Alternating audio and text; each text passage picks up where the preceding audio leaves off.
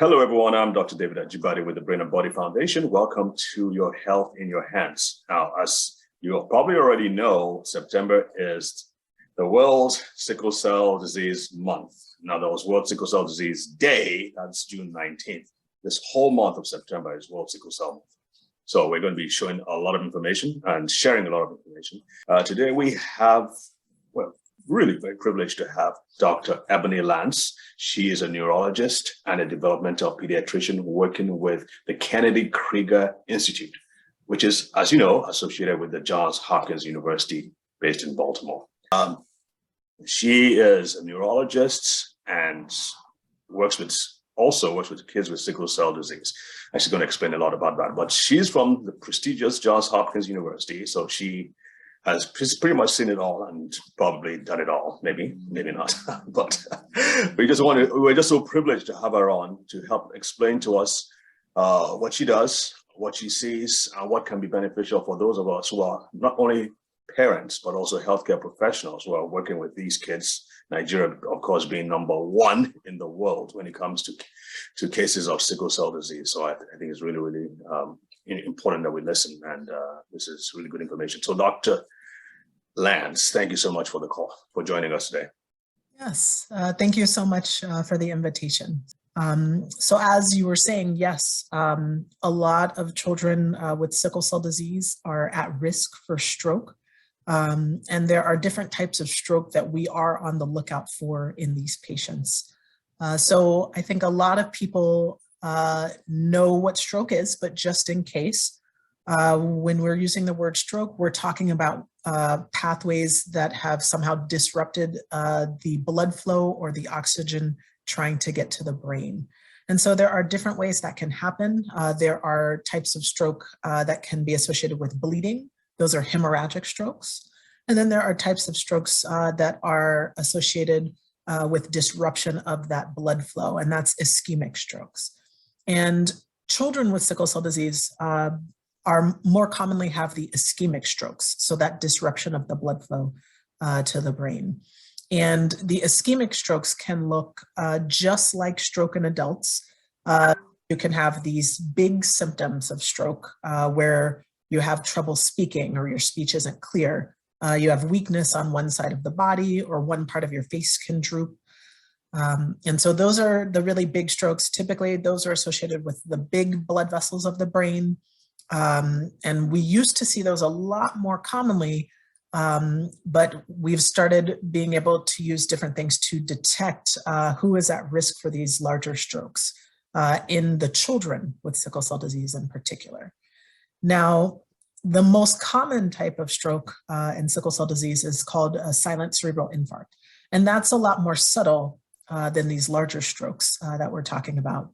So silent cerebral infarcts, you don't see those big symptoms. You don't have that difficulty with speech. You don't have that weakness, and you don't have that facial droop. You really don't have any symptoms, you know. Depending on where these happen, you might have some slight difficulties with attention or with memory. You might have some impulse control issues. And again, since we're talking about seeing these things in children, what that might look like is a young child, a child under 5, who might be a little more impulsive or have some behavioral issues. And then in older children between like 5 and 18, they may have some difficulties with school performance. And they may have some difficulties that look very much like ADHD, attention deficit hyperactivity disorder. Mm-hmm. Now, these silent cerebral infarcts, as I mentioned, are fairly common, but as you know from the symptoms I'm describing, they're also hard to pick up on.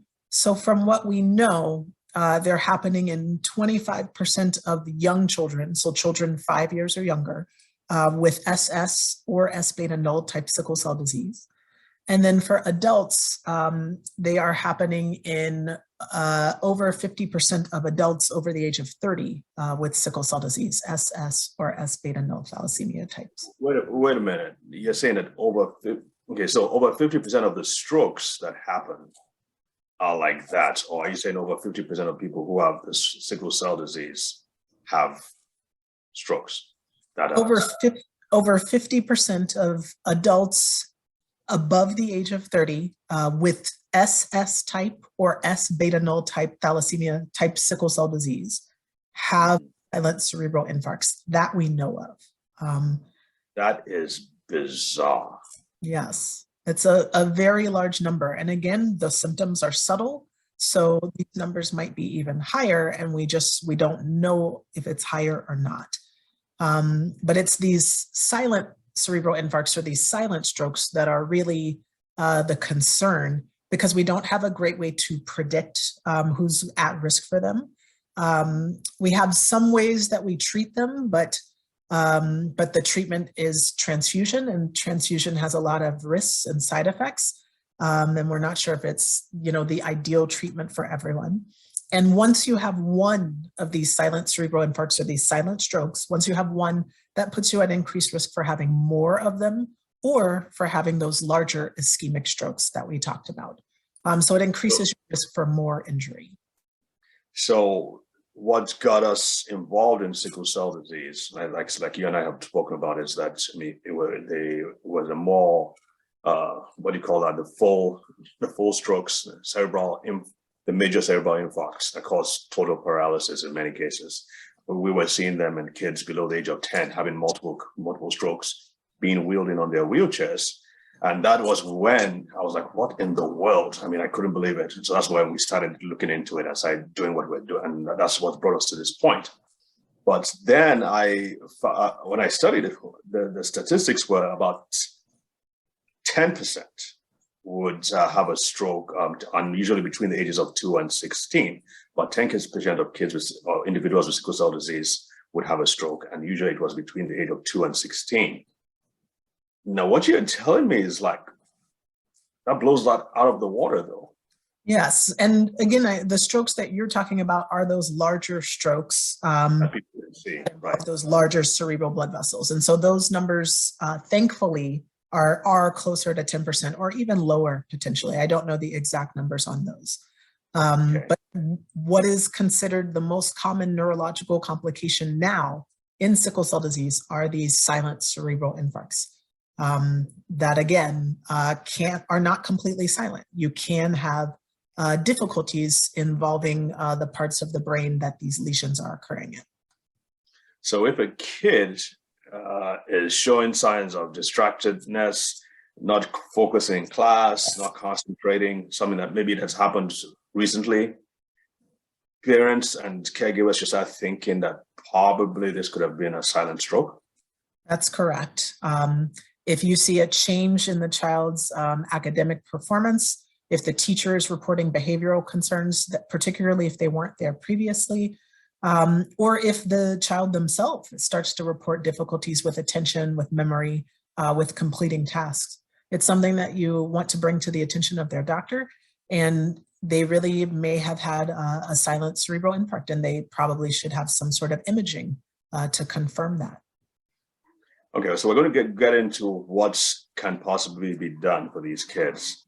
But I had just recently, funny enough, a father calls me and he says he has a 19-year-old and a 9-year-old. The 9-year-old started acting funny, being more depressed, not able to put string words together. I talked to her on the phone, and yep, it seemed she couldn't really express herself well, and she was muddling words, but she seemed to be in good spirits. So, that's obviously, I thought about what you had told me about, and obviously it sounded like a stroke and all that, that she had multiple strokes. What do you do in such situations, and what can you share with us? Obviously we have limitations back home, so what can we do practically back home? Right. That's a difficult question, right? So I would say in my practice environment, when we see signs of a patient having a stroke, timing is everything for us. You want to note, when is the last time that you saw the child and they were their usual selves? So once you know the last time that they were normal, you know about when this could have happened. And then it's important to get to a hospital immediately to get emergency care.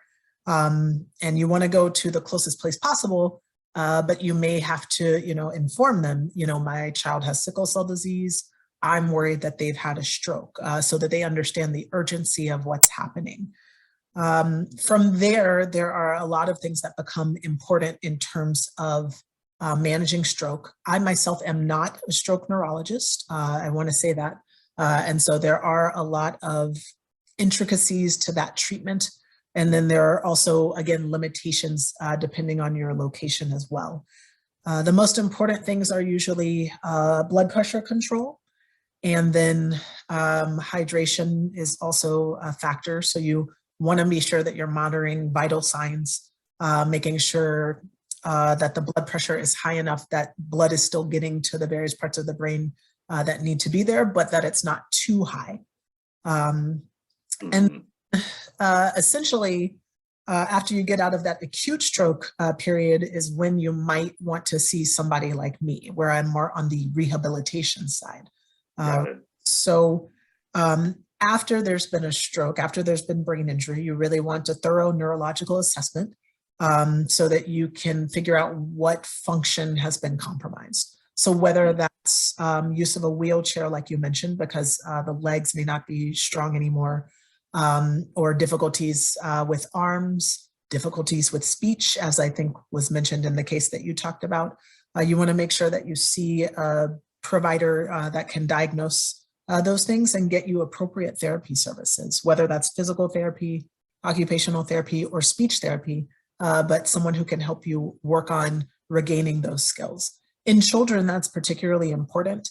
A lot of when we see children with brain injury in rehabilitation, we really talk about how important it is to have therapy as intensely as the child can stand early in the injury.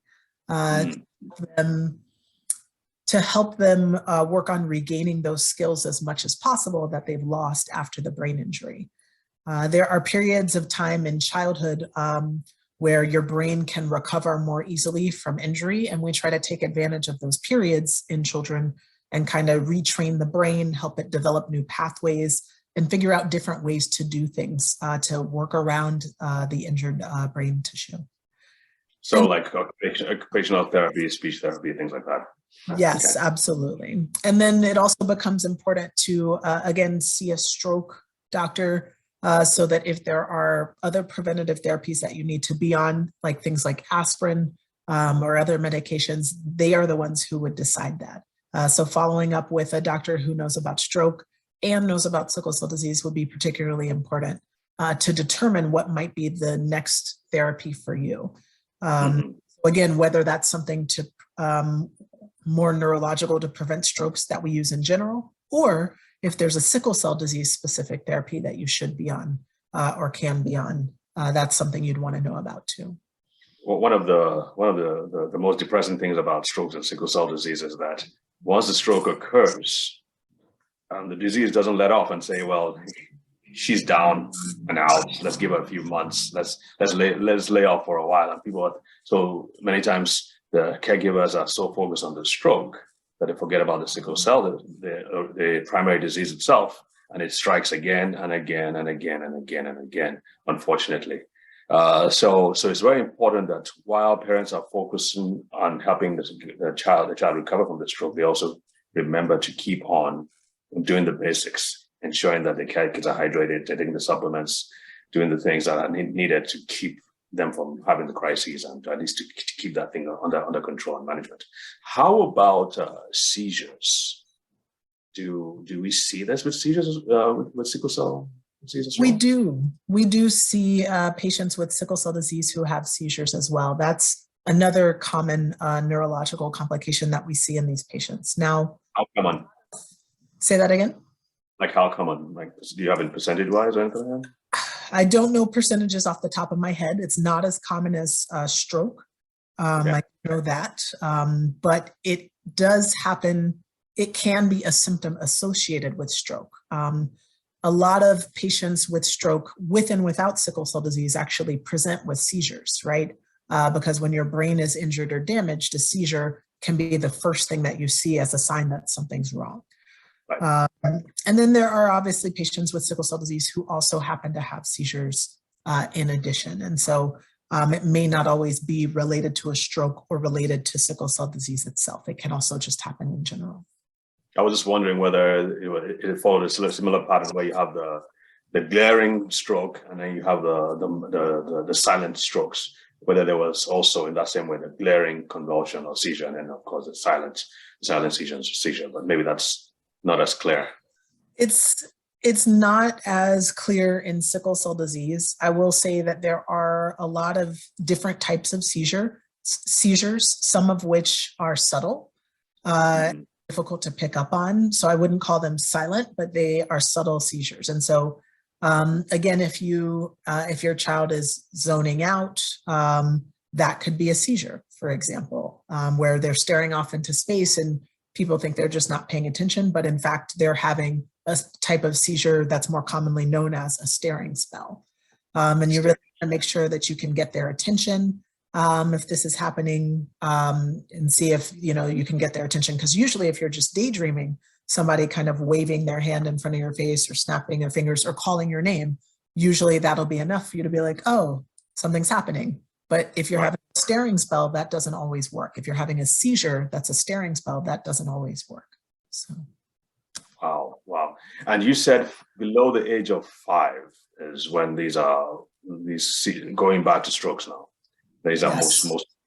So strokes are most common in children with sickle cell disease under the age of 10. That's from a natural history study, again, looking primarily at SS patients with homozygous sickle cell disease.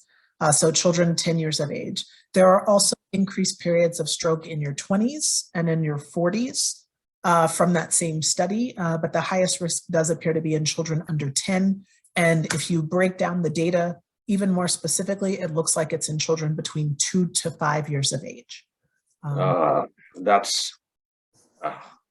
Is there any reason why? Maybe anatomy, physiology, what is it? I mean, is it that the brain is growing and developing so quickly that it's sucking up all the energy and it's being deprived so quickly? I mean, any reason for that? It's complex. We don't know the exact pathophysiology, I think, of stroke and sickle cell disease. I would say that the research indicates that it's multifactorial, right? Yeah. So part of it is that the sickled red blood cells are damaging the vessels of the brain, the blood vessels of the brain, and that's causing some buildup and inflammation and some damage to the vessels as well. In addition to that, that may cause some inflammatory changes in the vessels, and those inflammatory changes can predispose you to stroke as well. And then there are some concerns about the cerebral physiology. So like you said, the developing brain is using oxygen at a high rate, growing at a fast rate. And so is somehow the metabolism in the brain in these younger children, is that somehow impacting stroke risk somehow? There is research that's looking into that looks promising for that being a potential cause. It's very difficult to study that in kids under the age of 5, right? To get MRIs, to get these detailed MRIs, get these detailed images in these younger kids is something that's extremely difficult. Right. Well, I hope we get some answers not in the not too distant future. As you probably know, Nigeria has the worst by far. The numbers still say 75% will die by their 5th birthday. So when you say 5 years of age is when it's most common for them to have strokes. Again, that number comes up again. I'm like, we got to do something about this. Part of our goal with the Brain and Body Foundation, we've declared this over and over again, is to reduce that number from 75% to less than 10% by 2025. And obviously we can't do it on our own, and we're reaching out to the government. Thankfully, the government is in support of what we're doing. And state governments and local general hospitals, public hospitals, we're working with all these so that we can at least begin to work together to not put an end to it, but at least bring down those numbers, because I mean, to me it's frightening. So it is. I think that's a wonderful goal. I think that's very important. Again, particularly in the young children with developing brains, to try to prevent as much brain injury as possible And whether that's through finding it, figuring it out, diagnosing it early, recognizing it early, or preventing it from happening, we really need to do more for this population. Absolutely. Absolutely. And thank you for this, what you're doing to help us do that as well. Appreciate your time again today. Absolutely. Dr. Ebony Vaz, thank you so much. God bless. Yeah. Have a great rest of the day. Yeah. Thank you so much.